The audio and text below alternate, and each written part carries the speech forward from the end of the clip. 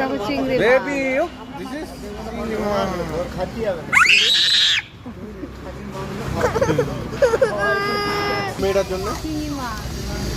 দাঁড়াও তো লোক আরেকটা দাদা কাঁটা আছে। চিংড়ি মাছ এটা কাঁটা আছে নাকি হ্যাঁ।